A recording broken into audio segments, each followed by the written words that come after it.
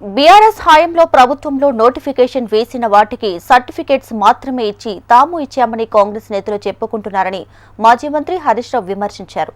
కాంగ్రెస్ ప్రభుత్వం 7,000 ఉద్యోగాలు మాత్రమే ఇచ్చిందని ఆక్షేపించారు. ఎనుమలను నమ్మితే అన్ని ఎగవేతలే అని ప్రజలకు తెలిసిపోయిందన్నారు. రాష్ట్రపతి ఉత్తర్వులను సవరించి బీఆర్ఎస్ ప్రభుత్వంలో 95% స్థానికులకే ఉద్యోగాలు ఇచ్చామన్నారు. సిద్దిపేటలో ఏర్పాటు చేసిన మహిళా జాబ్ మేళా సందర్భంగా హరీష్ ఈ వ్యాఖ్యలు చేశారు. టాటా, బిర్లా వంటి బిలియనర్లు చిన్న చిన్న ఉద్యోగాలతోనే జీవితం ప్రారంభించారన్నారు మాజీ మంత్రి Harish Rao.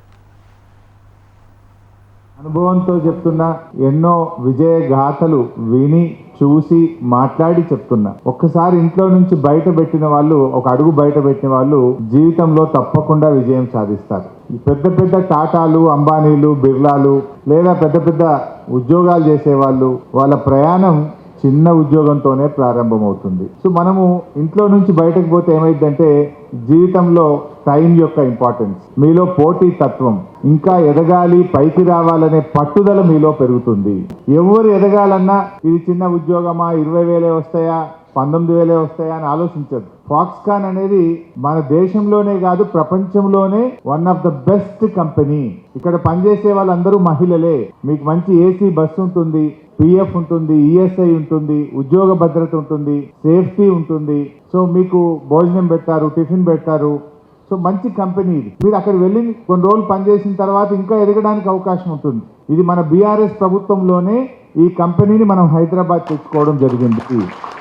This is a multinational company. ప్రపంచం అంతా కూడా ఉండేటువంటి ఒక పెద్ద కంపెనీ. అందువల్ల పిల్లలు నేను రిక్వెస్ట్ ఏంటంటే మీరు అందులో పని చేసుకుంటూ కూడా చదవచ్చు. ఇవాళ మహిళలు కూడా ఆర్థిక స్వయం ప్రతిపత్తిని కోరుకుంటున్నారు. దాదాపు 4,000 ఉద్యోగాలు ఉన్నాయి. రాష్ట్రంలో చాలా మంది పోటీ పడుతున్నారు. కానీ ఇది మా సిద్దిపేట పిల్లలకు దక్కాలి అని వాళ్ళని రిక్వెస్ట్ చేసి మీకోసం తెచ్చాం. మన సిద్దిపేటలో ఒక అమ్మాయి, నేను ఆ మధ్య కానిస్టేబుల్ రిక్రూట్మెంట్ ట్రైనింగ్ ఇచ్చాం. సిద్దిపేటలో కానిస్టేబుల్ ఇచ్చాం, టెట్కి ఇచ్చాం, డిఎస్సికి ఇచ్చాం, గ్రూప్స్కి ఇచ్చాం. 260 మంది మేము ట్రైనింగ్ ఇస్తే అందులో కానిస్టేబుల్స్గా సెలెక్ట్ అయ్యారు. డిఎస్సిలో 600 మంది పాస్ అయ్యారు. గ్రూప్స్లో 33 మంది ఉద్యోగాలు కొట్టారు. అయితే టేబుల్ కొట్టింది, ఇప్పుడు ఎస్ఐ కొట్టి వాళ్ళ కుటుంబం యొక్క గౌరవాన్ని అద్భుతంగా పెంచింది. సో ఇప్పుడు మహిళలకు కూడా సమానమైన అవకాశాలు ఉన్నాయి. మీకు మీరు తక్కువ అంచనా వేయొద్దు.